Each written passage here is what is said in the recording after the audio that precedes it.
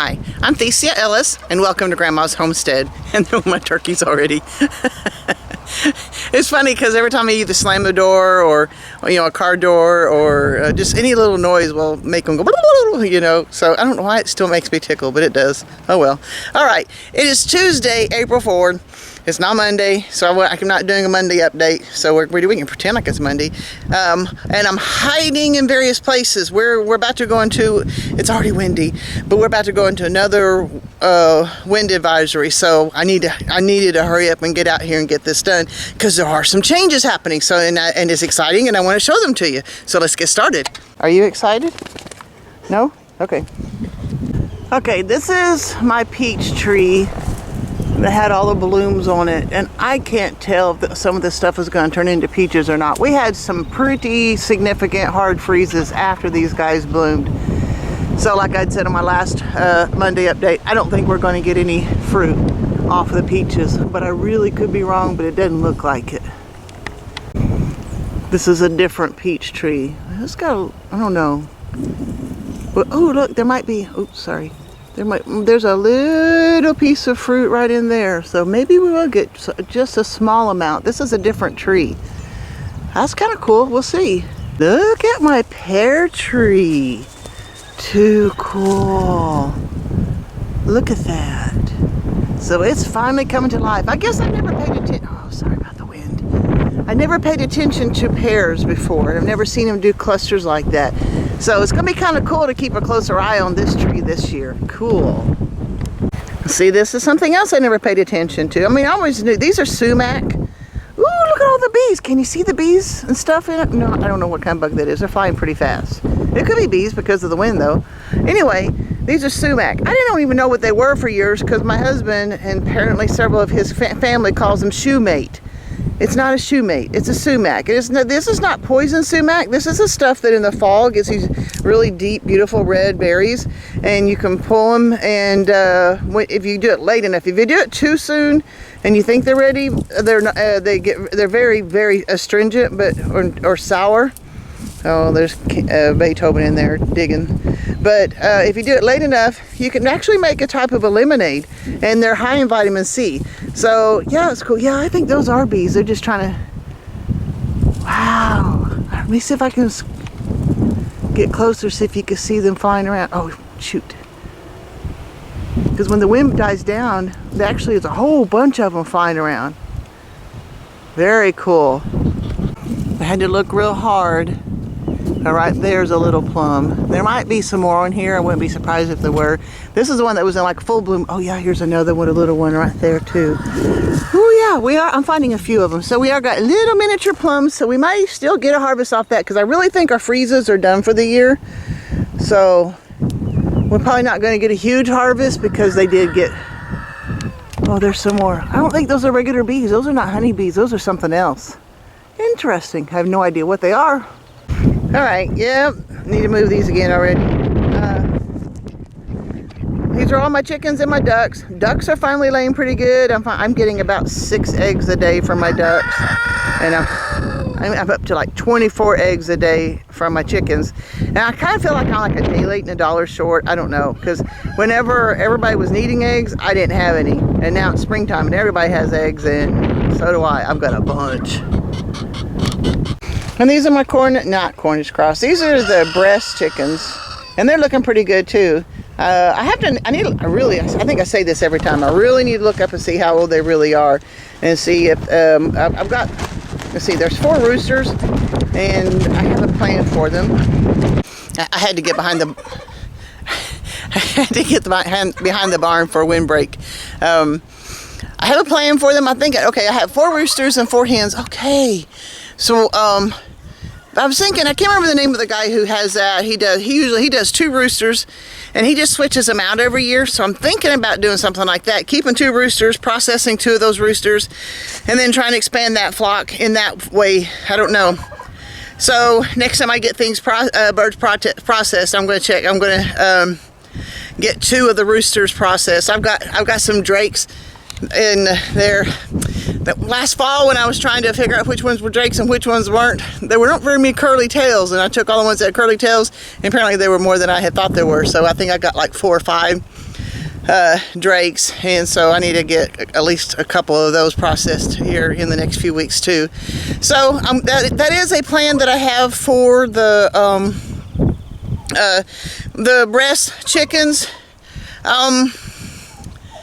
Man, I'm gonna have to start rethinking a bunch of stuff though. I had a plan of action put together, doing the heritage turkeys, doing the breast chickens, and I probably still, I don't know what I'm going to do right now, because I really am trying to keep things in mind just in case things continue to go downhill, just continue to, yeah. I really do feel like we're going toward the next Great Depression. Not trying to scare anybody. That's just what my feelings are, and I'm trying to do what I think I can do to prepare our family for it. But I've also had some changes.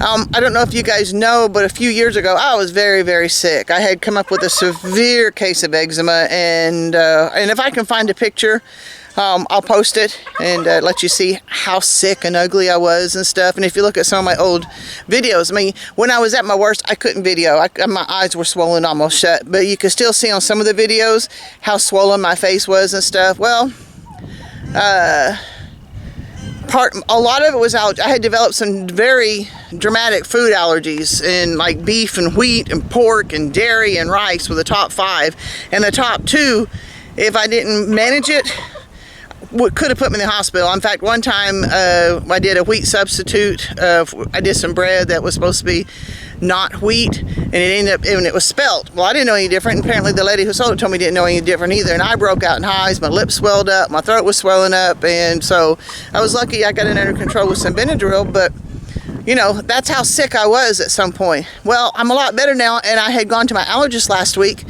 and I said, I've been pushing my food allergies. I've been eating some pork occasionally, and life's not worth living without cheese, sorry. Just everything's like that, but I haven't really been feeling so many dramatic changes. So, oh my gosh, guys. Sorry, I'm excited. She tested me for beef, which was the one that could have killed me. It was pretty high enough. Well, it wouldn't have killed me. Because, let me put it this way. I haven't had any beef at all for about 4 years, and so that, and wheat, I've tried really hard to cut out wheat. Well, one thing I've always, if I have any cravings every once in a while, it's a bacon cheeseburger, and I haven't done it yet, because I have to admit, she told me, let me back up a little bit. So she tested me for beef, and I still can react some, but not much at all. And I tell you what, guys, I cried. Apparently I still want to cry, because basically my food allergies are over. And so I've got to rethink what I do here, a lot of people that we listen to always talk about carnivore and herbivore, carnivore and keto and stuff. Well, man, I got sick of chicken and turkey, guys. I'm not going to lie.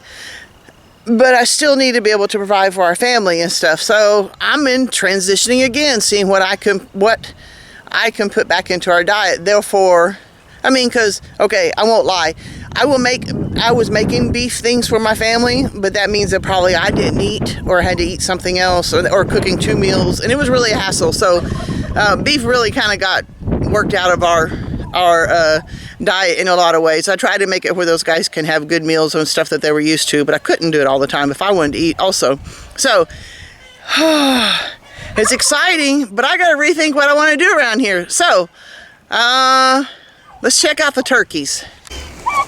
I had already decided that I want to get rid of the gray turkey.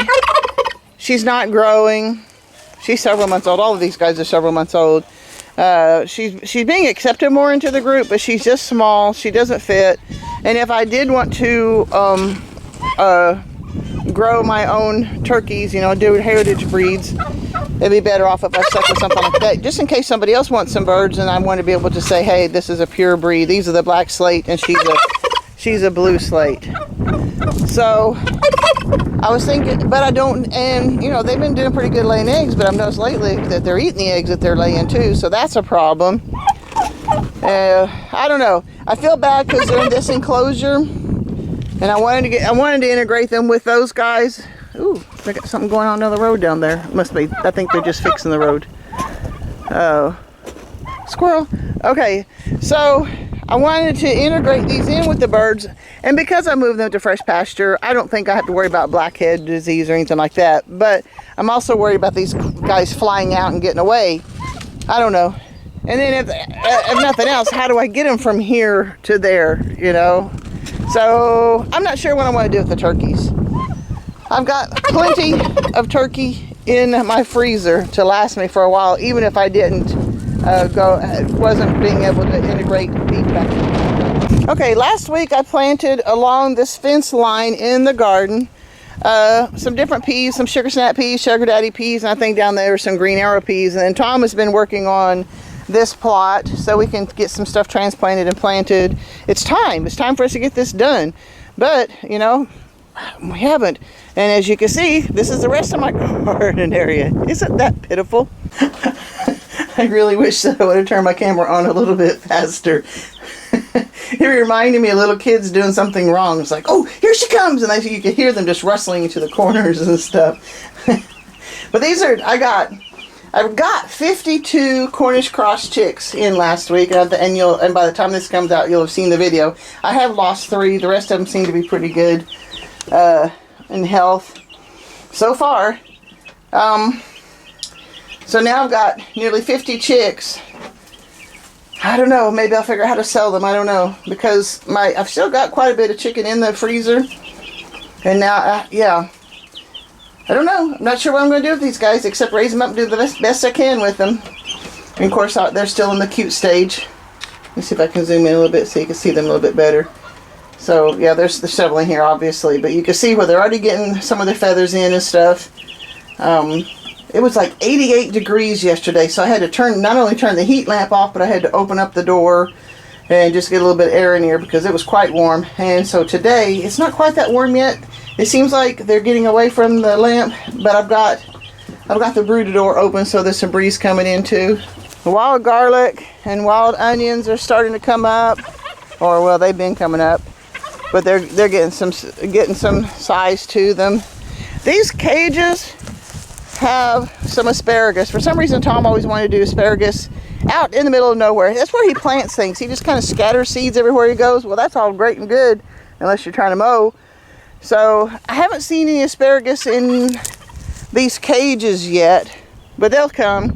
And then here's one of the John Suskovich style chicken tractors, and look at the wind. It just rips these things apart. So I've been trying to decide if I want to do something besides a tarp this year, and I need to figure it out because chicks are going to be coming out of the brooder soon. I mean, can you get a lightweight but strong metal to bring up over the tops of these where it'll hold up in our wind? Would it be too hot? I'm thinking it won't be too bad. I mean, even if you start from down at the bottom and work all the way over for windbreaks and stuff on the sides,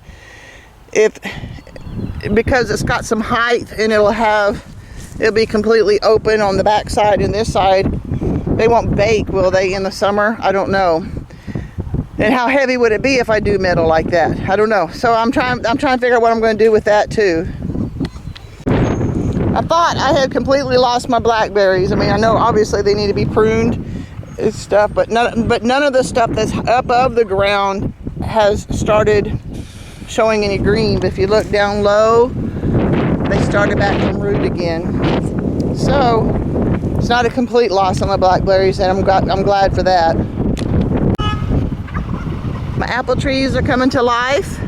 They're starting to leaf out. I don't know when they'll start getting their blossoms, but they're looking pretty good. But I'm glad they waited until after most of the frost and the freezes were over.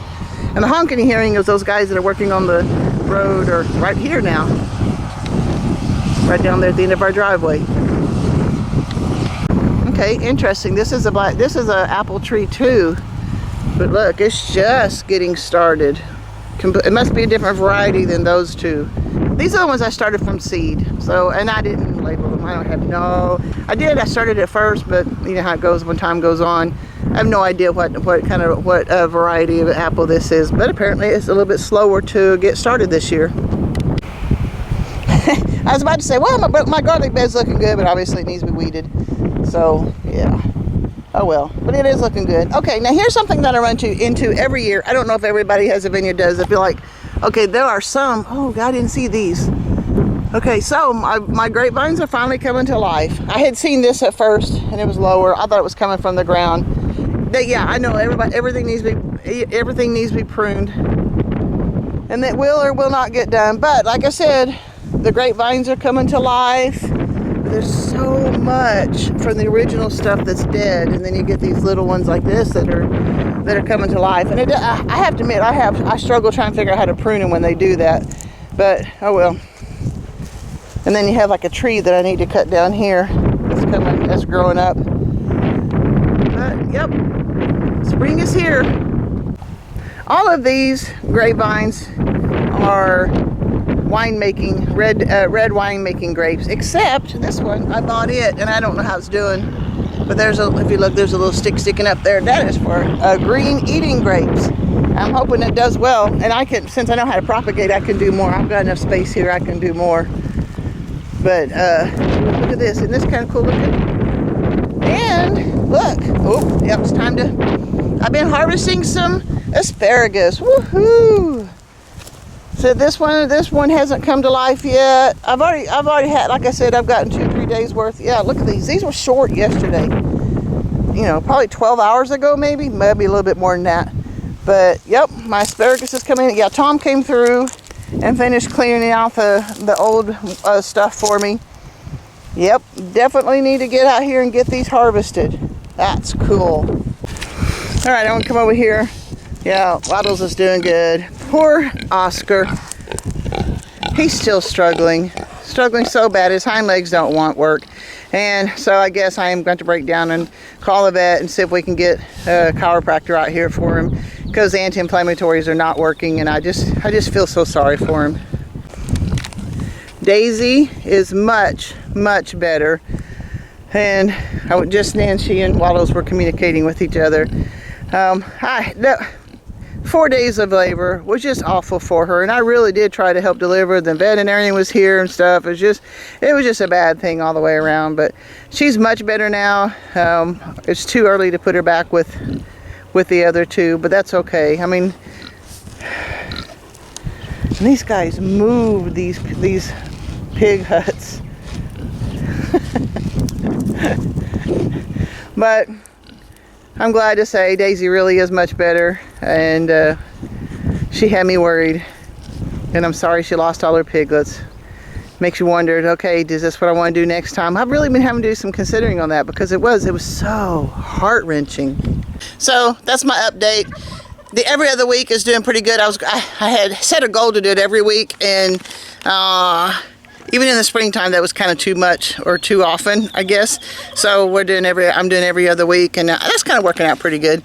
I'm sorry these are taking so long to get published and out. I'm going to work on that too. But that's all I got for today. I can't think of anything else I'm supposed to be showing you. If I do, I'll think of it some other time and do it another time. But I pray that things are going well for you guys. The Self-Reliance Festival was wonderful. One thing I do want to bring up, I had mentioned it earlier in this video about depression. Okay, I love my country, and I love the people in my country. I get a little aggravated with how it's run sometimes and what's going on lately in the world. And regardless of what's going on else, I really feel like there might be another Great Depression coming up. And so that is why, in a lot of ways, I'm trying to do this stuff here, trying to not, people put up bullets, what is it called? Beans, bullets, and Band-Aids and stuff. Yeah, then what? I mean, I guess you do need some medical equipment, and you've seen my pantry. I store some food and stuff. But the last Great Depression, well, I've read two different things. One of them said it lasted 10 years, and the other one said it lasted 13 years. Any beans I put up ain't gonna last that long, and I ain't gonna want to eat them that long either. And so that's why I'm doing this. And I know most of you guys are not on acreage or anything like that, but I do want to encourage you to start putting some mental thought. If we don't go into a Great Depression, if we don't, wonderful, lovely, that's great. But I would hope that you would at least kind of try to be prepared for it to the best of your ability. This history, we're doing I'm in Oklahoma, and we had, you know, what is it called? The Dust Bowl. It's because of how they were doing agriculture. Well, look what they're doing with agriculture now.